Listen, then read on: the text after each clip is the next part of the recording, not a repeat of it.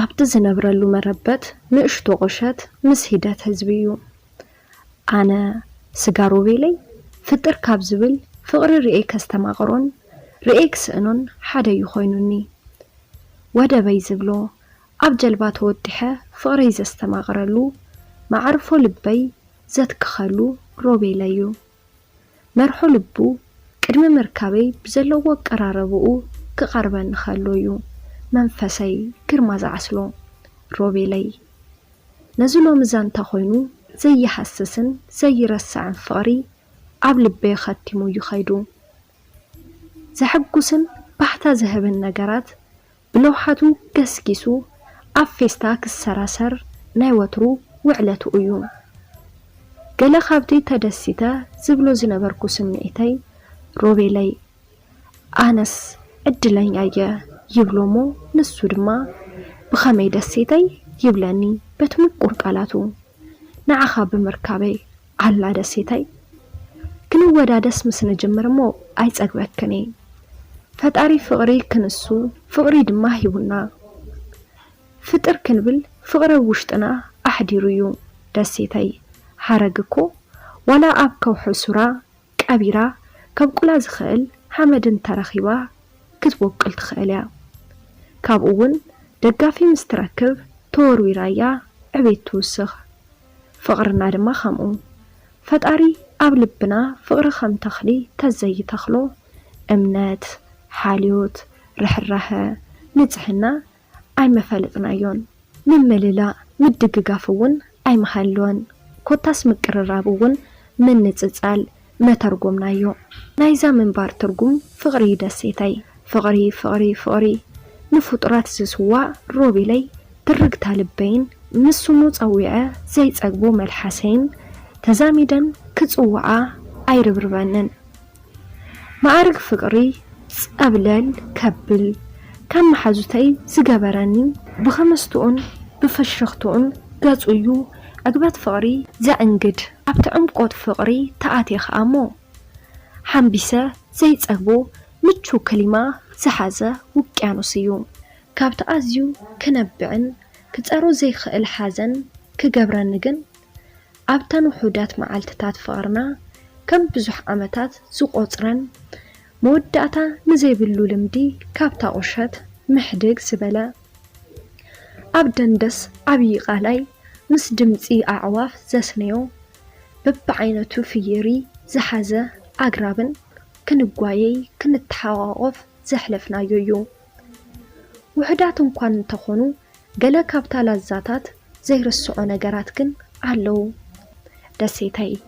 ንስለ ምፍቃር ኣይኮንኩን ዘፍቅረኪ ፍቕሪ መዓልታዊ ክሕደስን ክምዕብልን ግዘን ዘይኸትሮ ውሑድ መንፈስና እዩ ናይ ልቢ ፍቑራት ስለ ዝኾና ድማ ሕጋዊ መንገዱ ከም ሰነድ ሰኒድና ጥምረትና ክሰምር ጸሎታውያን ኮይና ቅዱስ መነባብሮ ክንነብርዩ ባህገይ ገለገለ ሰባት ሲ ደሴተይ ንፍቕሪ ንግደት ይሓስብዎ እሞ መዓልትን ሰዓትን ፈልዮም ከብዕልዎ ይረአዩ ዝበዝሕ ግዜ ልዕሊ ፍቕሪ ካልእ መደባት ወይ እውን ካልእ ንጥፈታት ሂዝዎም ኣይኮነን ፍቕሪ ከለዎም ንፍቕሪ ወትሩ ግዜ ምሃብ ምምዝዛን ወይ ምምንናው ስለ ዝሓስብዎ እዮም ሓቀኛ ፍቕሪ ኣየማኑን እዩ መስዋዕት ግን ይሓተካ ክብል ቅጅል ይብለኒ በሉ ናብቲ ቐንዲ ከይረኽቦ ዘስኣነኒ ሞት ከእትወኩም ከምዚ ዝብለኩም ናይ ፍቕሪ ምንፋስ ወይ ብጽምዋ ወፂኻ እቲ ብጥብቂ ዝሰርሕሉ ዝዝናነይሉ እዩ ዝያዳ ነብሱ ድማ ውሽጠይ ኣንቢቡ ልዕሊ ሓጎሱ ሓጎሰይ ክመልእ ንናተይ ዓለም ክብል ዘይኮኑ ይብሉን በዚ ምኽንያት ድማ ናብታ ልምርቲ ገምገም ቃላይ ኢና ወፂና ደሴተይ ይብለኒ እሞ ኣቤት ሮብየይ ሎምስ ወገንዶ ንቐይር ኢሉ ካብታ ልምርቲ ብኻሊእ ገምገም ኮፍ ክንብል መረሐኒ ሕራይ ብመዋል ድማ ኬርና ብወሰን እቲ ቃላይ እግርና ሰሪርና ምግጭጫብ ጀመርና ኣብታ ሕሞት እቲዓ ፀሓይ ከላ ክላሳ ሰማይ ብደበና ከም ዝተላዕጠጠ ንክሆን ከሎ ምሸት ኮይኑ ክርድአኒ ኽኢሉ ነብሰይ ጽዕን በለኒ ስርንዛሕ ከማይ ናባይ ኣስሪቦም ከም ቅድሚ ማይ ምሕራሙ ትነፍሶ ንፋስ ኮይኑ ተሰምዐኒ ኩነታት ኣየሩ ነፊሱ ወዲኡ ድማ ሰርቡ ሃንደበት ጀመረ ዘይጠባየይ ዝረአየ ሮቤል ደሴተይ እንታይ ኮን ከለኸ ሎሚ ኣይ ከም ቀደምክን ክብል ኣፉ ኸፈተለይ ኣንታ ሮቤለይ ናፊቐካ ምሳይ ከለኻ ግን ከዓ ክብድብድ ኢሉኒ ንተስእዶ እንክብሎ ከም ገለሸተት ኢለ ናብቲ ቃላይ ኣተኹ ሮቤለይ ብትብዓት ከውፃአኒ ጠምቦላሕላሕ ኢሉ ኣተወ ፈራሕ ኣይሓስካ ከም ዝበሃል ብስንባደ ዝኣክል ክሳዱ ሒዘ ጥምጥምየ ኢለዮ ወላ እኳ ሓንቢሱ ተኸኣለ ዕድል ይሓኩዎን ምስቲ እንቆት እቲ ቃላይ ድማ ተታሒዝና ንውሽጢ ጠላቕና ሮቢየይ ልዕሊ 17 ደቂቓ ይኸውን ተቓሊሱ እዩ ዝረድእ ግን ኣይነበረን ከምኡውን ኣነ ናይ ቃላይ ምሕምባስ ክእለት ስለ ዘይብለይ ምጥሓል ኮነ ዕጫና ድሕሪ ዝኹሉ ወላ ሓደ ሰብ ኣይረድአናን እዩ ከይፈለጥኩ ሕክምና ኣተኹ ሕክምና ድሕሪ ገለ ሰዓታት ኣብ ከብደይ ዝነበረ ማይ ምስ ወፀ ቁልሕ ምስ በልኩ ብፊተይ ድማ ንሮቤለይ ኣራት ሒዙ ረኣኹ ኣብቲ ሽዑ ግዜ ብኸመይ ሕክምና ኣቲና ኣበይከ ኣለና ዝብለሉ ጊዜ እዩ ድንግርግር ኢሉኒ ክሳብ 2 መዓልቲ ንገብር ሮቤለይ ዓይኑ ክኸፍት እዩ ዝጽበይ ዝነበርኩ ነታ ሓፍለጠቕ ኢላ ትንፋስ ትሕብር ናይ ከብድውን ስኢኖም ማዮም እቶም ሓኻይም ክላስ ክንቅይረሉ ኢሎም ድማ ካብ ጎነይ ኣውፅውዎ ሶምን ድሕሪ ምቁፃረይ ሙሉእ ጥዕና ወኒነ ድሓይ ሮቤለይ ክገብር ነታ ሓኪም ሮቤለይከ ክብል ልቦን ጠልጠልክዎ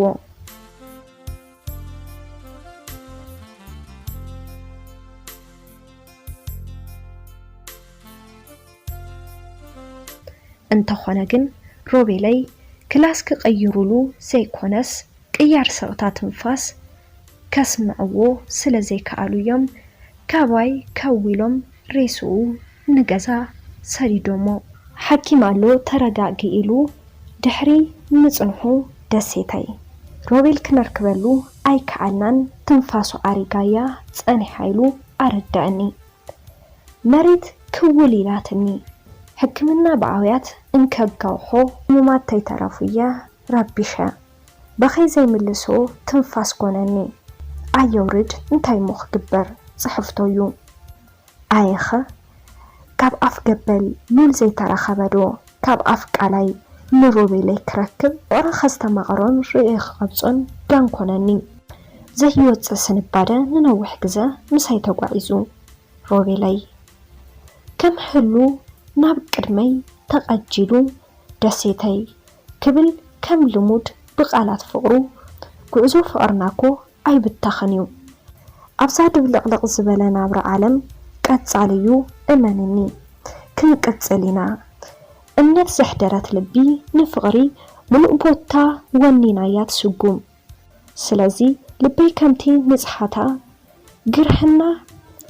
ወላ ብትስጉም እዮ ንኸይተዕንቀፍየ ዝሕልወኪ ክብለኒ ይጸንሕሞ ሮቢየይ እንክብሎ ክምልሰሉ ስውር ይብለኒ ኡፍ ጽላለድ ሂቡለይ ጸጉረይ ነይማን ጸጋሜ ፋሕ ብተን ዘእትወሉ ኣይውረድ ኣእዊኻ ዘይምለስ ኮይኑኒ ቀጻልነት ናይ ፍቕሪ ዑደትና ቢሒቶም እዮም ገዚኦምኒ ዋላ ነቶም ናይ ካልእ መደባት ዝብሎም ሓሳባተይ እዮም ጋሪዶምኒ ካብ ሰከንድ ተይተረፈዮም ጊዜ ተቆጻጺሮሞ ክጸሩ ይከኣልኩን ክብሕት ኢለ ይሓስብሞ ናብ ኩቱር ወልፊ ድማ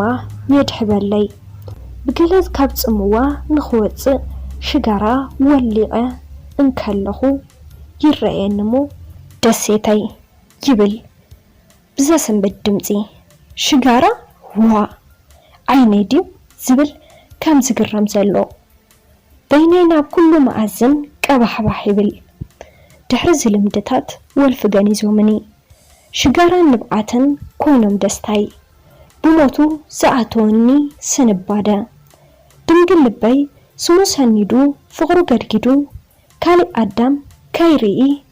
عبد بدا بيلوني ربيي إلا بسمو كمحل دما لبي فقيدو انهو سيجارو بيلي ازيوت هيوات سلازية دما سيجارو بيلي إلا زمحل لبي زقامت أدام كساب زراكب زي كونس تقلحتا فقري أحد يرون سيجارو بيلي نبال أي قدفون فقري مسؤو يخيدو ناي فقر عالمي نقوس وشت أي دابري بينيون سيجارو بيلي هجوون أي قدفن روبيلي يموت روبيلي موال تمال مسؤو كاللخويا كجل زبالتني صحافي حاود السيد حلال